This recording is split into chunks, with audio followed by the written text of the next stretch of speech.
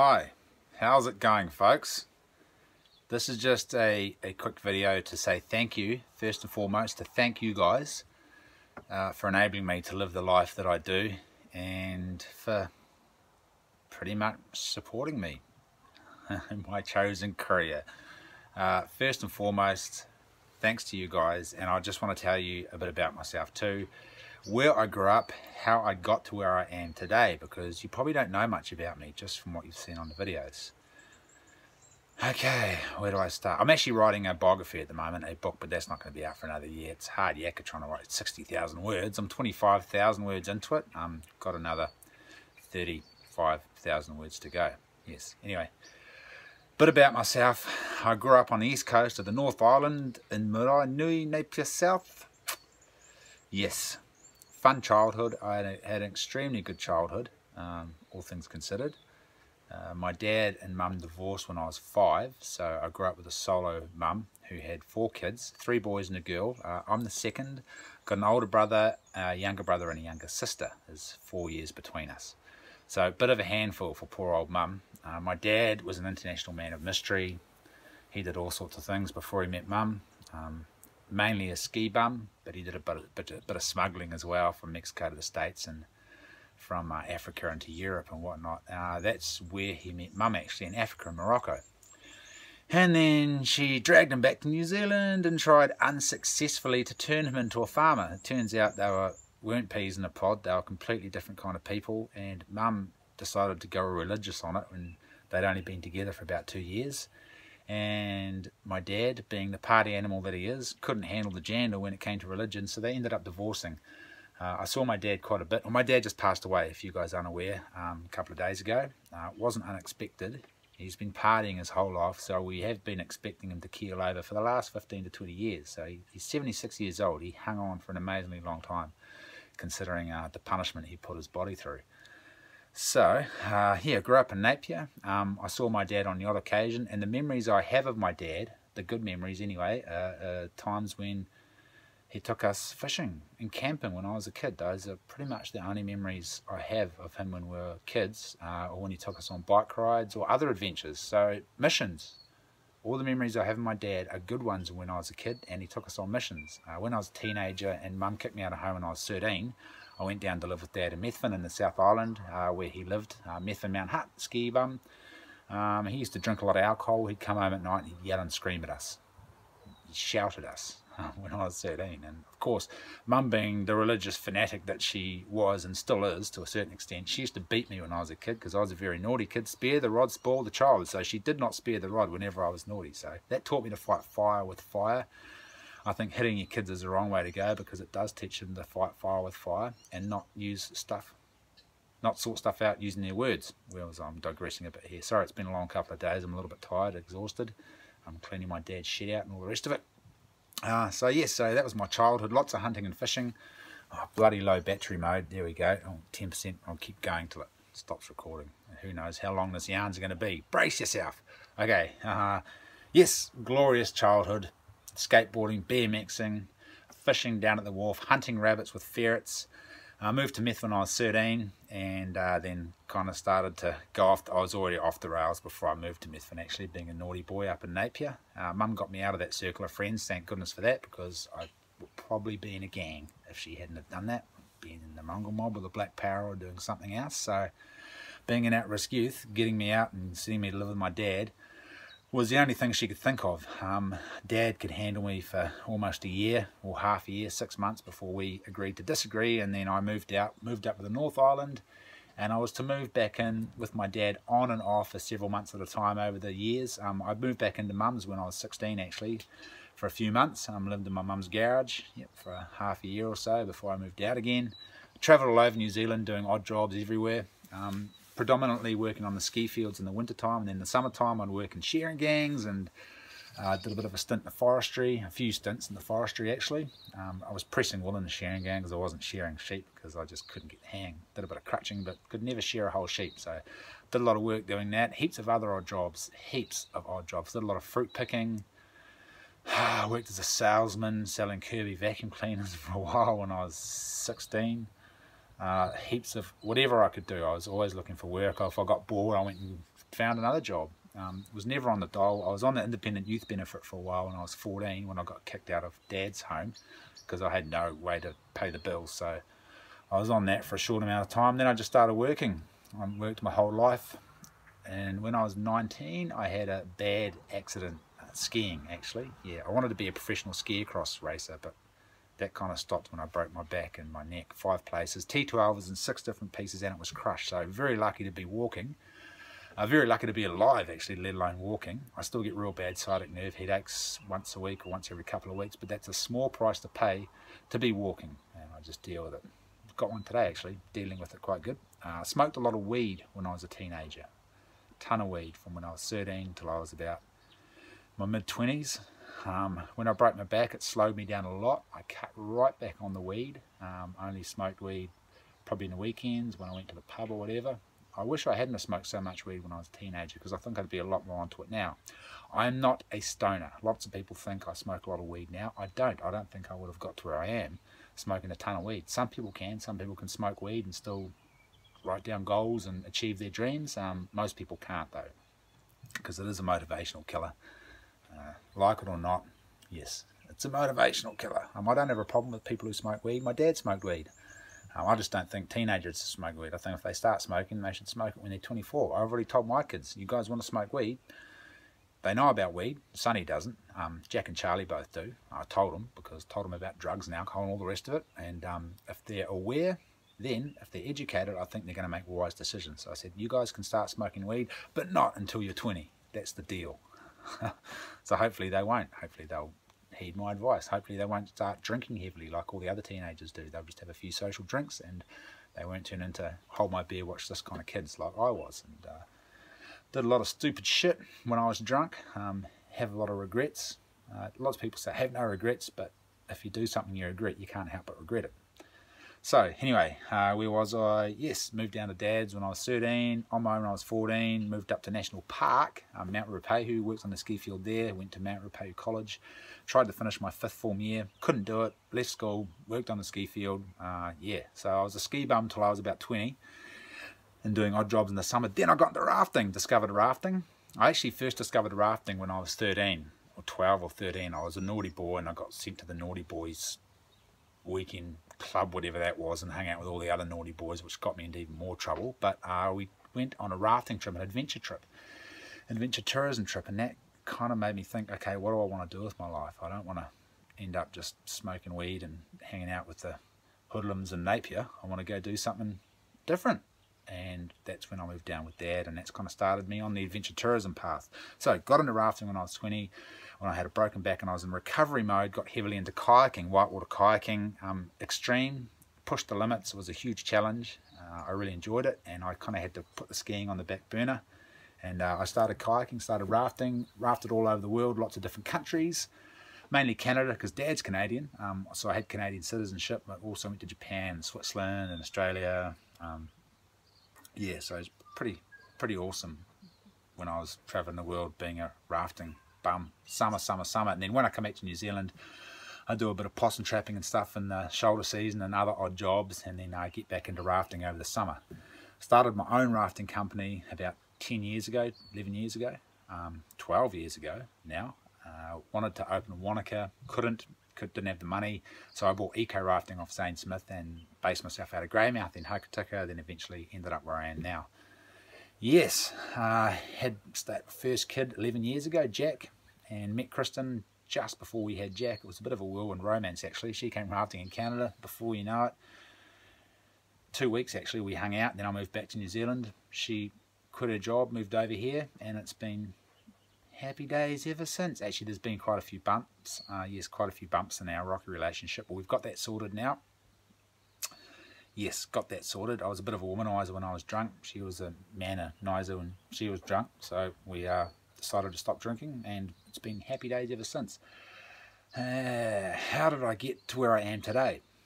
Okay, this should be a Q&A. I'm just kind of answering questions that people asked over the last couple of months that I haven't really answered. So if you have any more questions, ask them below this, actually, this video. Ask your questions below this video, and I'll have a Q&A. Oh, unless you're on the Kiwi Bushman website, I don't know how to see those bloody comments. I'll figure it out. If you see this video and you want to join into the Q&A, fire your questions underneath this video, and I'll answer them in the next Q&A. Okay, how am I here now and doing what I love and getting paid for it? Well, I'm here because of you guys who have watched my videos and liked my videos, and happily to shell off some of your hard-earned cash my way and support my lavish lifestyle.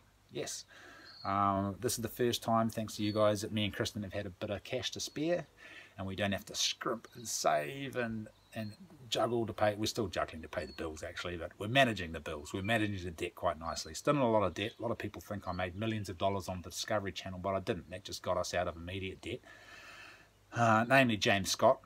We went about 5 years ago, just when I started this, 2013, when I started the Kiwi Bushman brand, we were in a shitload of debt. It was causing relationship issues, as money can do. If you're in debt, you start arguing with your partner. It puts a lot of stress on personal relationships. We were looking at going bankrupt, losing the business, losing our house, which we just bought. And yeah, how did we get to debt? I snapped a tendon in my finger and had 2-stage reconstructive surgery. I got the surgery because ACC said they were going to give us X amount of dollars. They didn't. They lied to me, blatantly lied to me, and gave me $300 less than they were going to. We didn't have enough money to pay the mortgage every week, let alone put food on the table. I owe James Scott $25,000.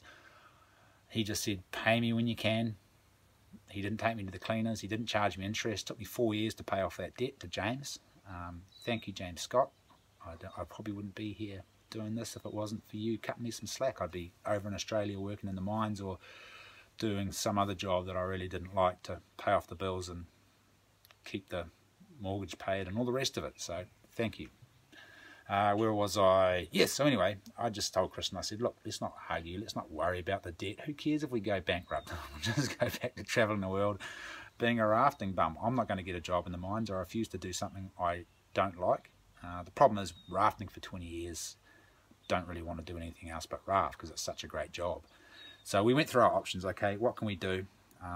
And right about that time, I made a video about possum trapping, which got some really good reviews from my peers and my mates, and they said, hey, that's a real good video, you should do some more of those. I already had the video skills because I bought video camera and editing suite when I started the rafting company, and when I worked for Ultimate Descents, a fellow Gordon helped me out it taught me how to do basic editing on a computer. So it took me a few years before I finally bit the bullet, got a bank loan, and got some equipment under my belt, I guess, to edit my own rafting videos because I couldn't afford to pay a photographer. So I already had a little bit of knowledge editing videos and whatnot, but I'd never been in front of the camera. It wasn't until I did that possum trapping vid in front of the camera and talked straight to the camera that people said, hey, that's gold, you should do something. So I did, and so on and so forth, and here I am today. But the reason this happened is because we started focusing on the positive, wrote our goals down, wrote the steps needed to achieve those goals, and then all of a sudden, voila. I originally wanted to get a hunting show on TV because Matt Watts got his fishing show just by videoing. I thought, hey, I can get a hunting show. Turns out it didn't work out that way, which is kind of good because now I can keep my videos rough as guts and produce random content with no one breathing down my neck saying this is what you need to do, this is what you don't need to do, which may still happen in the future. I'm still in negotiations with production companies trying to get a show across the line on Discovery or another major network, but we keep getting pipped at the post. It goes up the chain, and then just before it crosses the line, the commissioners say, nah, not happy with that. Bit of a bugger. I'll get there one day. That's my ultimate goal, to get my own show on Discovery Channel or National Geographic or possibly New Zealand television, so more people can hear about me and join my Patreon, and then I can just keep doing this but make a good living at the same time. I'm making a good living now but still juggling to pay the bills, so it'd be great to have money in my back burner, as everyone wants. Everyone wants to work less and make more money and play harder, which is great, and it's a good goal to have. It's a good goal to have, and I will get there. I've got there, actually. I'm already there. What am I talking about? I'll get there. I'll get there. I'm there. I'm there. And the problem is, though, with money, as you guys appreciate, no matter how much money you make, you just end up spending it and have fancier stuff. And then when you're rich, filthy rich, then you want power. It's brutal. It's brutal. It's human nature. It's human nature. And I don't quite know if the humans will ever get there. I don't think they will. I think they'll destroy the world before everyone learns to be happy with what they've got. It's brutal. I'm not having a dig at you people who have got lots of money, and I'm not having a dig at you people who don't have any money. It's just the way it is. That's just life, and we need to learn to live within our means and be happy with it, which is kind of what I'm doing, and what I'm sure a lot of you guys are doing as well, which is great. Clay Torstory has put it quite good actually. Someone asked him, I'm really struggling to pay the bills, how do I manage, how do I cope? And Clay just said, just take a step down on your lifestyle, get rid of some stuff you can't afford, and learn to be happy with whatever you've got handed, whatever is on your plate. And if you're not happy, change it. Easier said than done sometimes, but yes, it is doable. Certainly is. I'm going to delve very quickly into the law of attraction, which is another reason I got to where I am today. Thinking positive, focusing on the positive, and then your RAS. Forgotten what the technical RAS stands for, but it's the part of your brain that connects to your spinal column that filters sensory information into our brain. So if we're focusing on something, then that information or associated information gets sucked into our brain. Otherwise it would probably just, our RAS would filter it out, and we wouldn't even think about that kind of stuff because we're focused on something else and focused on this, focused on that. Thoughts are all over the place. If you focus on something and you want something bad enough, then other things start happening. It's amazing. It really is amazing. And you may not get to where you want to go. You may take a left turn or a right turn, but things will start happening for you once you start thinking positive and focus on things that you want out of life. I'm dry. I've got a dry mouth, sciatic nerve, headache, quite bad. So I'm going to stop it right here. Please ask me a bunch of questions that you want to know, and I'll do another Q&A just for you fellas in a couple of days, or probably a week actually. The next video is halfway there. It's halfway there. Going to do a bit more duck shooting, which I haven't done yet. We're going duck shooting tomorrow morning, and also going camping with the kids in a couple of days, doing a bit more work on the Mai. Yes, 2 more weeks in duck shooting season, and it's all over for another year. But this is the first Mai I've ever had that I've put a lot of time and effort into. Usually I just build a little basic one and that's it. But this one, we're going to pimp it out. Pimp my Mai. It's a hell of a mission. It's not an easy Mai to get into, but we're slowly but surely taking materials and pimping it out. So pretty excited about that, to not put the finishing touches on the Mai, but do a little bit more work to it. And hopefully the work that we've done hasn't put the ducks off. It might. We might go in there and there might be no more ducks left there because they've seen the basic Mai we've built and gone, oh, we're not landing there, we're going somewhere else where there's no shed. So stay tuned for that. That's coming up next Tuesday. Yes, indeed. I hope you enjoyed that last video, tar hunting with the boys. Really important to get father son time. Like I said, the awesome memories, or actually the only memories I have of my dad when we were kids. I remember a couple of the bad times shouting and yelling at mum, but I've kind of blocked those off, I think, and just let the good memories through, which is great. And we can change the past, because what have we got from the past? Memories, and how those experiences have affected us and what we've taken away from those experiences. So try to take positive thoughts and memories from your past experiences instead of negative ones. What's a good example of that? I'm not going to go into that. I'll do that at another stage. But it is possible to change the past, because we've just got our perceptions of the past. If you can change your perception about things that happened and learn from it and take away meaningful stuff from those experiences, whatever it may be, negative or positive, you can change it around and perceive things in a different light. It is possible to forgive, to not forget, but to forgive and to move forwards. Having said that, if you've got any transgressions against someone, forgive them. I just forgave my mum 2 days ago for beating the shit out of me when I was a kid.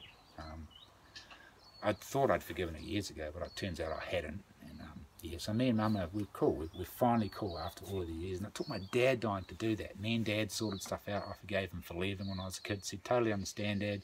My mum's a religious nut job. My mum's actually a lovely person. I'm kind of religious as well, a little bit spiritual. I think God's an alien. I don't know about what God he is. All the religions out there, they all think that their God's the one and true God.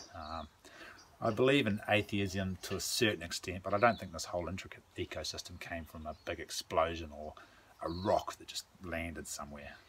There's got to be aliens out there that helped create this world and create this awesome, amazing ecosystem. Anyway, those of you who aren't religious or don't believe in aliens or God or whatever, don't shoot me down, because everyone's entitled to their personal opinion. I respect that. If you believe in evolution, that's what you believe in, and I respect that. But I'm just telling you what I believe in and my thoughts on life and the world in general. Yarn over, 20 minutes. I think you've listened to me enough for one day. Rock on, stay positive, tell your mum you love her, tell your dad you love her. Have an awesome week, and we'll catch up on Tuesday. Alright, see ya.